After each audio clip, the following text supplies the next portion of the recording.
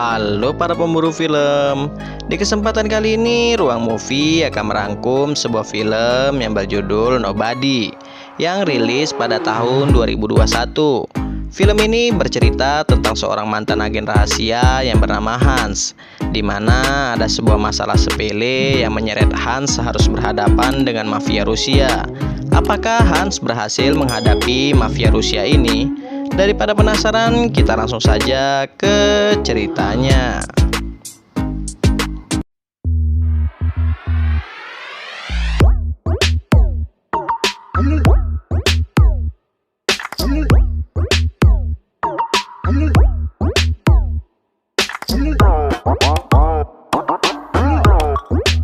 Di awal film kita akan diperlihatkan Hans yang sedang diinterogasi oleh polisi.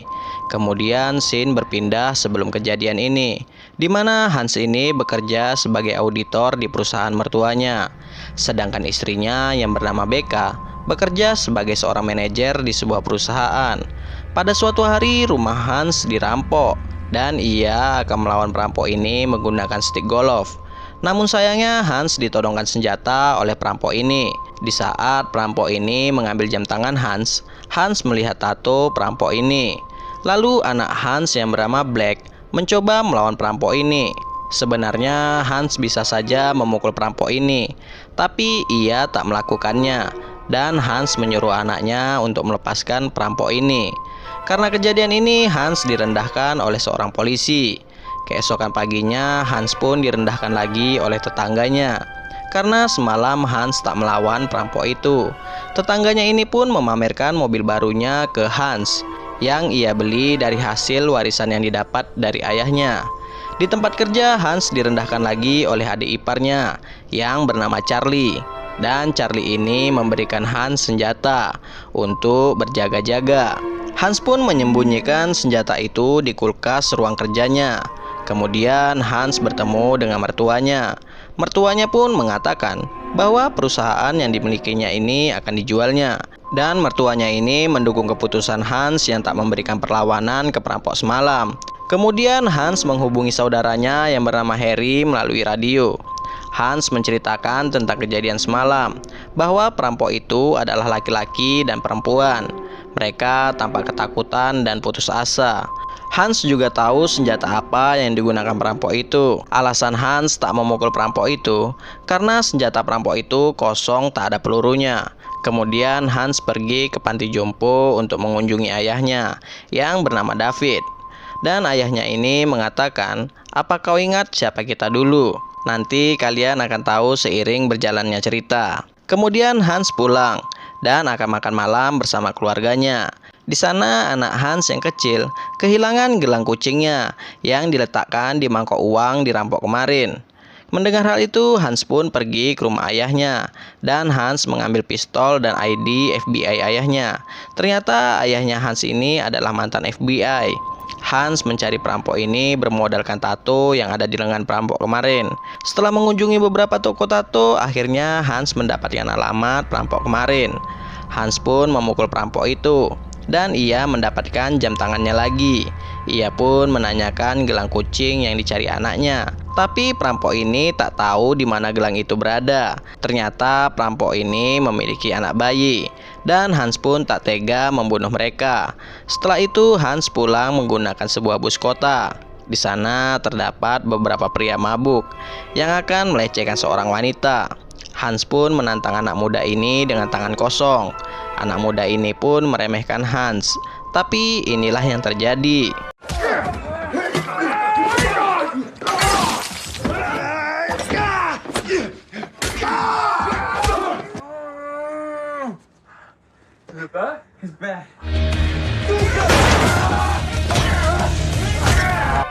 Setelah itu kita akan diperlihatkan seorang mafia Rusia yang bernama Yulian. Di sana Yulian terlihat marah ke para koleganya karena mereka meremehkan anak buahnya yang bernama Pavel yang berkulit hitam. Karena marah, inilah yang dilakukan Yulian.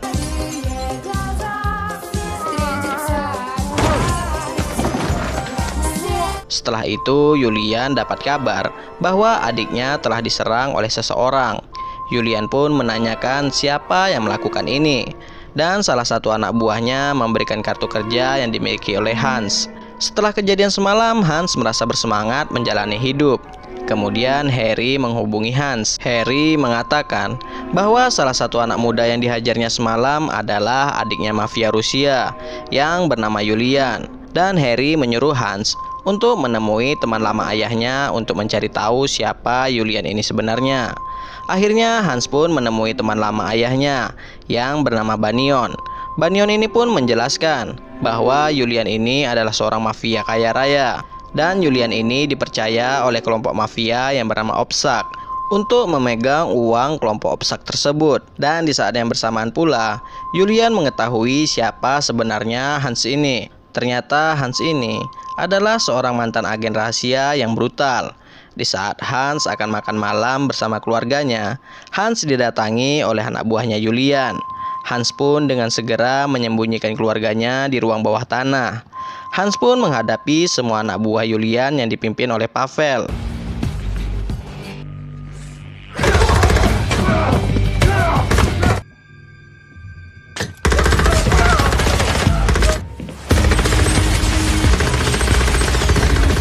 Di sana Hans sempat tertangkap dan diletakkan di bagasi mobil. Di bagasi mobil Hans mendapati ada racun api. Dan Hans pun menyemprotkan racun api itu.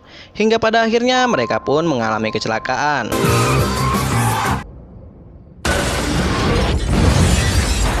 Dalam kecelakaan itu, Pavel dan temannya tewas, sedangkan Hans selamat. Dan Hans pun kembali ke rumahnya. Setelah itu Hans menghubungi ayahnya dan memperingati ayahnya agar berhati-hati, karena bisa saja ayahnya menjadi target Julian selanjutnya. Setelah sampai di rumah, Hans pun menyuruh istrinya untuk membawa anak-anak mereka ke tempat yang aman. Dan Hans berjanji akan menjelaskan semua ini nanti. Lalu Hans mengambil semua tabungannya. Dan di sana Hans bercerita dengan anak buah Julian yang masih hidup bahwa dulu ada pria yang bernama Alan. Ia melakukan penipuan uang sebanyak 3 juta dolar dari pangkalan militer Amerika. Dan Hans pun ditugaskan untuk membunuh Alan. Namun Hans melepaskannya karena Alan berjanji ia akan menjadi orang yang lebih baik lagi. Dan setahun kemudian Hans mengecek keadaan Alan. Dan ternyata Alan benar-benar tobat dan memiliki keluarga kecil. Alan pun hidup sederhana dan bahagia. Karena melihat kehidupan Alan lah, Hans memutuskan untuk mengundurkan diri sebagai agen rahasia dan akan menjalani hidup seperti Alan. Setelah itu Hans membakar rumahnya untuk menghilangkan semua bukti-bukti. Kemudian Hans pergi membawa mobil tetangganya. Di waktu yang bersamaan, anak buah Julian mendatangi David. Namun inilah yang terjadi.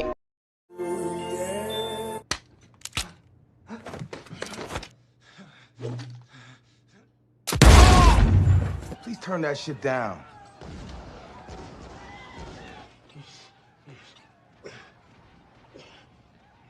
Setelah beberapa hari, Hans membeli perusahaan mertuanya, dan Hans pun menutup perusahaan mertuanya. Di sana Hans membuat bom buatan, dan ia juga memasang banyak perangkap di perusahaan itu. Kemudian Hans menyerang tempat penyimpanan uang kelompok mafia Opsak. Di sana Hans juga membakar semua uang milik kelompok Opsak.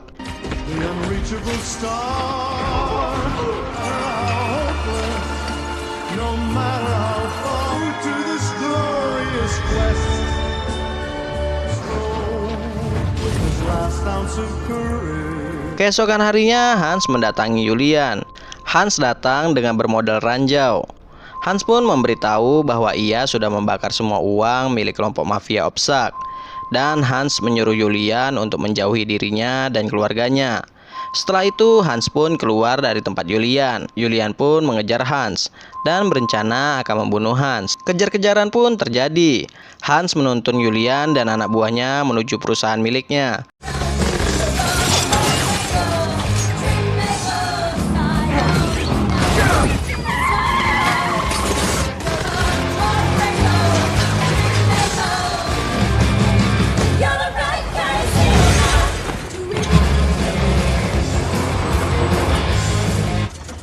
Ternyata di sana sudah ada Harry dan David yang akan membantu Hans. Satu persatu anak buah Julian pun tewas.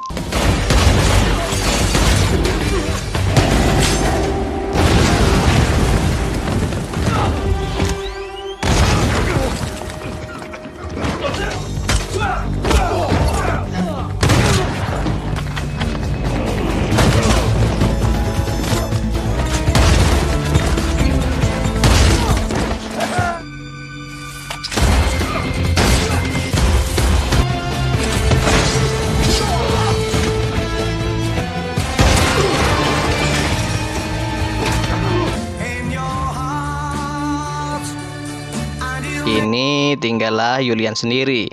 Bukannya takut, Julian pun semakin membara untuk membunuh Hans. Karena kehabisan peluru, Hans pun menempelkan ranjau di sebuah kaca anti peluru. Dan Hans pun berlari ke arah Julian.